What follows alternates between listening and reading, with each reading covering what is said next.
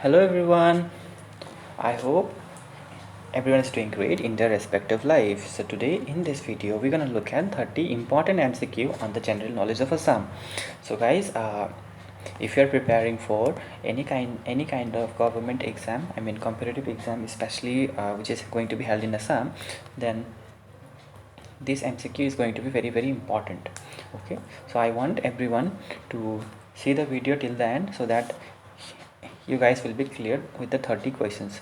So I have written the question in English language only, but I'll be explaining you all the questions in Assamese language also for the convenience. Okay, so let's start our video. So our first question is, in which year Malladev acquired the title Naranarayan? So guys, here অসমীয়া মিনিংটো হৈছে কি, কোনটো বছৰত নৰনাৰায়ণে মল্লদেৱে Naranarayan title পাইছিলে। চ' ইয়াতে এটা কথা কৈ দিওঁ কি নৰনাৰায়ণৰ অন্য এটা নামটো হৈছে মল্লদেৱ। অ'কে, তেখেত আছিলে কোচ ডাইনেষ্টিৰ কিং আছিলে। চ' কুৱেশ্যনটো যিহেতু সুধিছে কি কোনটো বছৰত মল্লদেৱে নৰনাৰায়ণ টাইটেল পাইছিলে বা নাৰায়ণ টাইটেল পাইছিলে, সেইটো হৈছে আপোনাৰ 1540. Okay, then our next question is, by whom Malatya dynasty was established? So the question to meaning হৈছে আপোনাৰ কাৰ দ্বাৰা Malatya dynasty to establish হৈছিলে, or ইয়াৰ like কুৱেশ্যনটো এনেকৈও আহিব পাৰে কি like who was the founder of Malatya dynasty or who is the propagator of Malatya dynasty? So the answer will be Salastamba. Okay, so our next question is, in which year the Treaty of Majuli was signed between Kush King Naranarayan and the Ahom King Sukamfa? So ইয়াৰ মিনিংটো হৈছে আপোনাৰ কি, আপোনাৰ কুশ ৰজা নৰনাৰায়ণ আৰু আহোম ৰজা চুকাম্ফা এই দুটা ৰজাৰ মাজত মাজুলীৰ যিটো ট্ৰিটি হৈছিলে মানে চুক্তিটো কেতিয়া চাইন হৈছিলে। চ' ইয়াৰ সঠিক উত্তৰটো হ'ব আপোনাৰ 1563. অ'কে, চ' আমাৰ নেক্সট কুৱেশ্যনটো হৈছে কি, in which year the Srimanta Sankardev died, মানে শ্ৰীমন্ত শংকৰদেৱৰ কেতিয়া মৃত্যু হৈছিলে। চ' ইয়াৰ উত্তৰটো হৈছে আপোনাৰ 1568. Okay, so' guys let's see our next question. The question number 5 is, who has designed the pike system in Ahom kingdom? So question to meaning to হৈছে কি, pike system to Ahom kingdom কোনে মানে design কৰিছিলে। ইয়াতে মই এটা কথা কৈ দিব বিচাৰোঁ কি পাইক চিষ্টেমটো মানে কি হয়, কি মানে যেতিয়া আমাৰ আহোম শাসন কালত যিমানখিনি মাটি আছিলে একচুৱেলি সেইবিলাক আছিলে কিঙৰ আণ্ডাৰত। চ' ৰজাই মানে কি কৰিছিলে, সেই মাটিখিনি মানে মানুহৰ মাজত ভগাই দিছিলে, চ' ডেট মানুহে তাত কৃষি কাৰ্য কৰি পেলাই আৰু তাতে ৰজাক এটা কিবা মানে কি কয় কৰ দিয়ে, মানে টেক্স দিয়ে। চ' আৰু যি মাটিখিনিতো একেলগে মানে সমানে মানুহৰ মাজত ভাগ কৰাই দিছিলে। চ' ছাপ'জ ধৰা হ'ল কি 5 বিঘা মাটি আছে, সেই মাটিজনক যেনে মানে মাটিৰ কাৰণে এজন মানুহ নিয়োগ কৰা হৈছিলে। চ' সেই মানুহজনটো পাইক বুলি কোৱা হৈছিলে। ঠিক আছে, চ' যদি আন এটা ভাষা যদি কওঁ তেতিয়াহ'লে মানে জমিদাৰ এজন নিয়োগ কৰা হৈছিলে পাৰ্টিকুলাৰ পিচ অফ লেণ্ডৰ কাৰণে। চ' সেই জমিদাৰজনে সেই মাটিখিনি খেতি কৰা এইবিলাক কৰা কাৰবাৰ কৰিছিলে, তাৰ পৰা যিমানখিনি কৰ দিব লগা হৈছিল, টেক্স দিব লগা হৈছিলে, সেই কৰখিনি সেই পাইকজনে আহি পেলাই আহোম কিঙক জমা দিছিলে। চ' সেইটোৱে আছিলে পাইক ছিষ্টেম। চ' এই পাইক ছিষ্টেমটো কোনে মানে ডিজাইন কৰিছিলে, তেখেতৰ নামটো হৈছে মোমাই তামুলী বৰবৰুৱা। ঠিক আছে, মোমাই তামুলী বৰবৰুৱাটো হৈছে আপোনাৰ লাচিত বৰফুকনৰ পিতৃৰ নাম। ঠিক আছে, চ' আমাৰ নেক্সট কুৱেশ্যনটো হৈছে কি, question number 6, who head led the Mughal army in the battle of Saraighat? So' মানে আমাৰ যিটো চৰাইঘাটৰ যুদ্ধ হৈছিলে তাত মানে মোগল আৰ্মি কোনে লিড কৰিছিলে সেই কুৱেশ্যনটো সুধিছে, মানে under whose leadership the Mughal army has fought against Ahoms in the battle of Saraighat. So that is the question here. So the answer is Ram Singha ek. Okay, Ram Singha Pratham. Okay, so our next question number 7 is, the battle of Itakhuli was fought in which year? মানে কোনটো বছৰত battle of মানে আপোনাৰ ইটাখুলিৰ যুদ্ধটো মানে হৈছিলে। চ' সেই এনচাৰটো হৈছে আপোনাৰ 1682, 1682 চনত বেটল অফ ইটাখুলি হৈছিলে। মনত ৰাখিব, বহুত ইম্পৰ্টেণ্ট কুৱেশ্যন, বাৰে আহি থাকে। চ' আমাৰ নেক্সট কুৱেশ্যনটো হৈছে, দ্য বুক হাতী Vidyarnava was written under which Ahom ruler? মানে এই হাতী বিদ্যাৰ্ণৱ নামৰ পুথিখনটো কোনটো আহোম কিঙৰ মানে ৰেইনত মানে লিখা হৈছিলে। চ' ইয়াৰ উত্তৰটো হৈছে আপোনাৰ শিৱসিংহৰ। অ'কে, আৰু আপোনাৰ আমাৰ নেক্সট কুৱেশ্যনটো হৈছে, who was the founder of the Chutia kingdom? So' Chutia কিংডমৰ ফাউণ্ডাৰটো কোন হৈছে এনচাৰটো হৈছে আমাৰ বীৰপাল আমাৰ বীৰপালটো হৈছে চুতীয়া কিংডমৰ ফাউণ্ডাৰ এণ্ড আমাৰ নেক্সট কুৱেশ্যনটো হৈছে in which year the Kachari kingdom was annexed by British in which year the Kachari kingdom was annexed by British so' মানে ইয়াত মানে এটা ৱৰ্ড আছে এনেক্সড চ' এনেক্সডৰ মিনিং হৈছে মানে চামিল হোৱা মানে বুজিছে চামিলকৰণ কৰা চ' কোনটো বছৰত মানে কছাৰী কিংডম মানে কছাৰী সাম্ৰাজ্যটো ব্ৰিটিছ সাম্ৰাজ্যৰ লগত মানে চামিল হৈছিলে মানে মিলি গৈছিলে চ' ইয়াৰ এনচাৰটো হৈছে আমাৰ 1832 ঠিক আছে so' Sati Sadhini was a queen of which dynasty আমাৰ 11 নম্বৰ কুৱেশ্যনটো হয় মিনিং হৈছে আমাৰ সতী সাধিনী মানে সতী সাধিনী কোনটো সাম্ৰাজ্যৰ কুইন আছিলে চ' ইয়াৰ এনচাৰটো আমাৰ হ'ব আমাৰ চুতীয়া চ' চুতীয়া কিংডমৰ কুইনৰ নাম হৈছে Sati Sadhini okay so' our next question is Mir Jumla who occupied Ahom capital Garhgaon under whose leadership so' Mir জুমলাই যেতিয়া মানে গড়গাঁওটো আক্ৰমণ কৰি পেলাই গড়গাঁওটো মানে কি কয় অকুপাই কৰি লৈছিলে চ' সেইটো সময়ত কাৰ লিডাৰশ্বিপত মিৰ জুমলাই সেই অকুপেশ্যনটো কৰিছিলে মানে অকুপেশ্যনটো কৰা মানে হ'ল কব্জা কৰিছিলে ঠিক আছে তো ইয়াৰ এনচাৰটো হৈছে আপোনাৰ ঔৰংজেব মানে ঔৰংজেবৰ লিডাৰশ্বিপত মিৰ জুমলাই আহোম কেপিটেলটো মানে আহোম ৰাজধানী গড়গাঁওটো আক্ৰমণ কৰি সেইটো কৰিছিলে মানে কব্জা কৰিছিলে ঠিক আছে চ' আমাৰ নেক্সট কুৱেশ্যনটো হৈছে who led the first Mohammedan invasion of Kamrup so' কামৰূপত প্ৰথম মহমেদান ইনভেজন কোনে কৰিছিলে মানে কোনে মানে প্ৰথম মোগলটো কোন আছিলে যিজনে আহোমটোক আক্ৰমণ কৰিছিলে ইনভেজন কৰিছিলে চ' তাৰ এনচাৰটো হৈছে মহম্মদ বিন বখতিয়াৰ খিলজী মহম্মদ বিন বখতিয়াৰ খিলজীয়ে প্ৰথম মানে অসম মানে প্ৰথম কামৰূপত ইনভেজন কৰিছিলে ঠিক আছে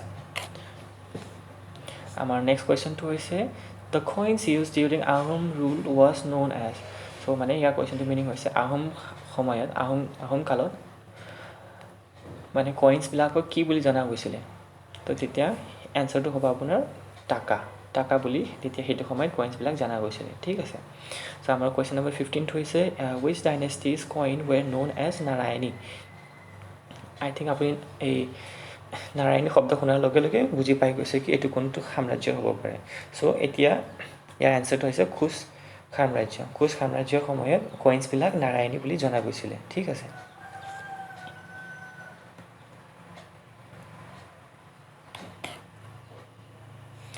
এণ্ড আমাৰ নেক্সট কুৱেশ্যনটো হৈছে question number 16 who was the first to start the system of land surveying in Assam ইয়াতে I am really sorry that I have mistaken a word এইটো লেণ্ড হৈ আছে এইটো লেণ্ড হয় ঠিক আছে লেণ্ড ছাৰ্ভেয়িং ইন আছাম মানে কোনে মানে এই লেণ্ড ছাৰ্ভেয়িং মানে ভূমিটো মানে বেলেগক দিয়া কাম কৰিবলৈ চল্ভ কৰা সেইটো মানে কোনে মানে ষ্টাৰ্ট কৰিছিলে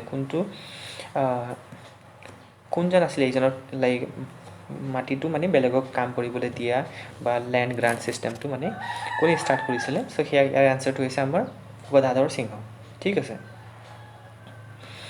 and our next question is in which country Kumar Bhaskar Burman ruled in Assam so question to meaning hoise ki kuntu shatikat Kumar Bhaskar Burmane অসমত ৰাজত্ব কৰিছিল so ইয়াৰ এনচাৰটো হৈছে আপোনাৰ 6th century so 6th century 6 শতিকাত কুমাৰ ভাস্কৰ বৰ্মনে অসমত ৰাজত্ব কৰিছিল ঠিক আছে so our next question is who was the first Ahom king to introduce coins so এই ক্ষেত্ৰত ইয়াত সুধিছে মানে লাইক কোনজন আছিলে প্ৰথম আহোম কিং যিজনে মানে কইনছটো মানে ইন্ট্ৰডিউচ কৰিছিলে ঠিক আছে মানে কইনছ চ' ইয়াৰ এনচাৰটো হৈছে আপোনাৰ জয়ধ্বজ সিংহই প্ৰথম কইনটো ইন্ট্ৰডিউচ কৰিছিলে এণ্ড আমাৰ কুৱেশ্যন নম্বৰ 19 হৈছে what was the name of the Muslim tailor who became the disciple of Srimanta Sankardeva at Coochbehar so' the কুৱেশ্যনৰ মিনিং হৈছে কি লাইক কোনজন মুছলিম টেইলাৰ হয় যিজন মানে শংকৰদেৱৰ ডিচাইপল হৈ গৈছিলে মানে শিষ্য হৈ গৈছিলে কোচবিহাৰত চ' ইয়াৰ এনচাৰটো হৈছে চন্দচাই ঠিক আছে চন্দচাইটো এজন মুছলিম টেইলাৰ আছিলে যিজন পিছলৈ গৈ পেলাই শ্ৰীমন্ত শংকৰদেৱৰ মানে ডিচাইপল মানে হ'ল শিষ্য হৈ গৈছিলে কোচবিহাৰত ঠিক আছে চ' আমাৰ নেক্সট কুৱেশ্যনটো হৈছে question number 20 which king shifted the capital of Sivsagar to Jorhat in the year 1794 চ' মানে কুৱেশ্যনটোৰ মিনিং হৈছে কোনজন ৰজাই কেপিটেল অফ আহোম মানে আহোম কেপিটেলটো শিৱসাগৰ আছিলে যিটো মানে যোৰহাটলৈ শ্বিফ্ট কৰিছিলে চ' ইয়াৰ এনচাৰটো হৈছে আমাৰ গৌৰীনাথ। গৌৰীনাথে কেপিটেল অফ আহোম কিংডম যি আছিলে শিৱসাগৰ, সেইটো যোৰহাটলৈ সলনি কৰিছিলে।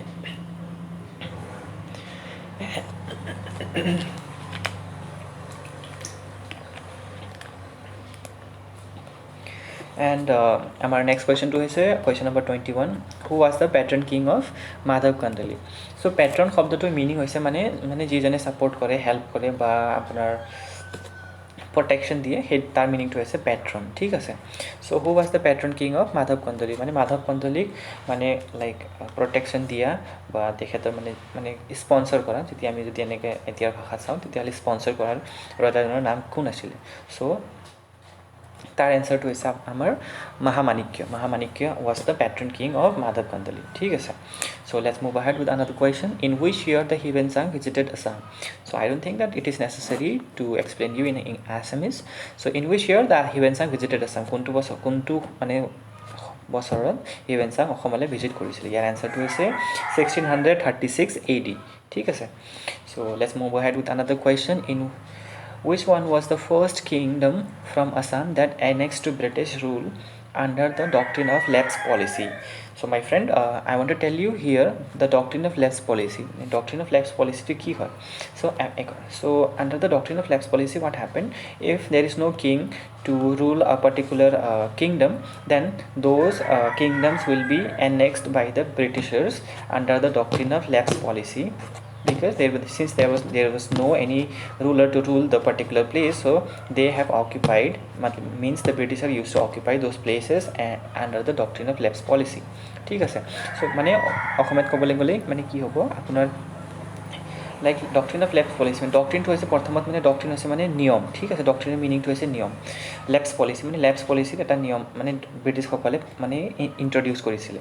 চ' এই পলিচিৰ মতে কি হৈছিলে মানে যিবিলাক ৰাজ্যত সাম্ৰাজ্যত কোনো ৰজা নাথাকে, ৰজা বা কোনো ধৰণৰ কিং নাথাকে বা কোনো মানে শাসনকৰ্তা নাথাকে, চ' সেইবিলাক জাগাক মানে সেইবিলাক ঠাইখিনিক বা সেইবিলাক কিংডমবিলাকক ব্ৰিটিছসকলে মানে অকুৱায়াৰ কৰি লৈছিলে, মানে ব্ৰিটিছসকলে নিজলৈ মানে এনেক্স কৰি লৈছিলে, মিলাই লৈছিলে আৰু তাত মানে নিজৰ শাসন প্ৰতিষ্ঠা কৰিছিলে। চ' সেই নিয়মটোকে কোৱা আছিলে ডক্ট্ৰিন অফ লেপছ পলিচি। ঠিক আছে। চ' এই ডক্ট্ৰিন অফ লেপছ পলিচিৰ জৰিয়তে কোনটো অসমৰ প্ৰথম কিংডমটো মানে প্ৰথম সাম্ৰাজ্যটো মানে ব্ৰিটিছ ৰুলৰ আণ্ডাৰত মানে এইটো এনেক্স হৈ গৈছিলে, মানে চামিল হৈ গৈছিলে। চ' ইয়াৰ এনচাৰটো হ'ব আপোনাৰ কছাৰী কিংডম। ঠিক আছে। কছাৰী কিংডমটো প্ৰথম ব্ৰিটিছৰ লগত এনেক্স হৈছিলে under the doctrine of lapse policy. ঠিক আছে। So let's move ahead with another question. Question number 24. In which year the Assam was completely annexed into the British Empire? So question to meaning hoise mane kuntu bosorot Assam completely Britishor mane অধীনত গৈছিলে, মানে annex হৈ গৈছিলে। So year answer to hoise 1838। 1838 চনত ব্ৰিটিছৰ লগত Assam completely মিলি গৈছিলে ব্ৰিটিছ এম্পায়াৰৰ লগত। ঠিক আছে। চ' আমাৰ 25 নম্বৰ কুৱেশ্যনটো হৈছে what was the name of the British officer who was killed during the Phulguri uprising. So' মানে সেই ব্ৰিটিছ অফিচাৰজন কোন আছিলে যিজন ফুলগুৰি আপৰাইজিঙত মৃত্যু হৈছিলে? চ' তাৰ এনচাৰটো হৈছে লিউটেনেণ্ট ছিংগাৰ। ঠিক আছে। এণ্ড আমাৰ নেক্সট কুৱেশ্যনটো হৈছে question number 26. What was the name of the astrologer of Lachit Borphukan? So' Lachit বৰফুকনৰ এষ্ট্ৰলজাৰজনৰ নাম কি আছিলে? চ' ইয়াৰ এনচাৰটো হ'ব আপোনাৰ অচ্যুতানন্দ দলৈ। ঠিক আছে। এণ্ড আমাৰ নেক্সট কুৱেশ্যনটো হৈছে একৰ্ডিং টু দ্য হিউৱেনচাং the circumference of Kamarupa was. মানে ইয়াৰ কুৱেশ্যনটো মিনিং হৈছে মানে হিউৱেনচাং যেতিয়া মানে হিউৱেনচাং এজন পৰিব্ৰাজক আছিলে, তেখেতে কুমাৰ ভাস্কৰ বৰ্মাৰ দিনত অসমলৈ আহিছিলে এজ এ পিলগ্ৰিম। তো মানে কি আছিলে সেই সময়ত মানে হিউৱেনচাঙে কিছুমান বস্তু লিখি গৈছিলে। ঠিক আছে। চ' অসমৰ হিষ্ট্ৰী সেই সময়ৰ বিষয়ে হিউৱেনচাঙে লিখিছিলে। চ' হিউৱেনচাঙৰ মতে চাৰ্কামফাৰেঞ্চ মানে হ'ল মানে এৰিয়াটো মানে মাটিকালিটো কামৰূপৰ কিমান আছিল সেইটো সুধিছে কুৱেশ্যনটোৱে। ঠিক আছে। চ' ইয়াৰ এনচাৰটো হৈছে 1700 মাইল। ঠিক আছে। 1700 mills was the circumference according to the Hiwensang of Kamrup. ঠিক আছে। এণ্ড আমাৰ নেক্সট কুৱেশ্যনটো হৈছে question number 28. Hiwensang's account especially mentions two variety of fruits as esteemed to the people of Kamrup. What were those? So' ইয়াৰ কুৱেশ্যনটোৰ meaning হৈছে কি হিউৱেনচাঙে মানে দুটা ফ্ৰুটৰ বিষয়ে মেনশ্যন কৰিছিলে যিটো মানে পিপল অফ কামৰূপ মানে কামৰূপত মানুহৰ কাৰণে একেবাৰে অতি প্ৰিয় আছিলে ঠিক আছে মানে একেবাৰে এষ্টিমড আছিলে চ' সেই দুটা ফ্ৰুটটোৰ নাম হৈছে জেক ফ্ৰুট আৰু কক'নাট মানে কঁঠাল আৰু নাৰিকল আছিলে সেই দুটা ফ্ৰুটটো ঠিক আছে আমাৰ কুৱেশ্যন নম্বৰ 29 হৈছে বাই হুম টুংখুংগীয়া বুৰঞ্জী ৱাজ ৰিটেন মানে টুংখুংগীয়া বুৰঞ্জীটো কাৰ দ্বাৰা লিখা হৈছিলে চ' ইয়াৰ এনচাৰটো হৈছে শ্ৰীনাথ দুৱাৰা বৰবৰুৱা ঠিক আছে চ' গতিকে আমি আমাৰ শেষ কুৱেশ্যন আজিৰ শেষ কুৱেশ্যনলৈ যাওঁ name the king name the Ahom king who married to a Koch princess মংগলা দেৱী চ' ইয়াত সুধিছে কি কুচ প্ৰিন্স মংগলা দেৱীৰ লগত বিয়া পাতা আহোম কিংজনৰ নাম কি চ' তাৰ এনচাৰটো হৈছে আমাৰ প্ৰতাপ সিংহই কুচ প্ৰিন্সেছ মংগলা দেৱীৰ লগত বিয়া পাতিছিলে চ' গতিকে আজিৰ কাৰণে আমি ইমানতে সামৰিছোঁ যদি আপোনাৰ এই ভিডিঅ'টো ভাল লাগিছে প্লিজ লাইক কৰিব ছাবস্ক্ৰাইব কৰিব চেনেলটো আৰু আপোনাৰ ফ্ৰেণ্ডবিলাকক শ্বেয়াৰ কৰিব ঠিক আছে এণ্ড যদি আপোনাক এই ভিডিঅ'টোত PDF লাগে তেতিয়াহ'লে তলত এটা লিংক দি দিছোঁ আপুনি সেই লিংকটোত ক্লিক কৰি ল'ব আপুনি পাই যাব সেই PDFটো তাতেই ঠিক আছে so' thank you so' much for ৱাচিং this video' have a great day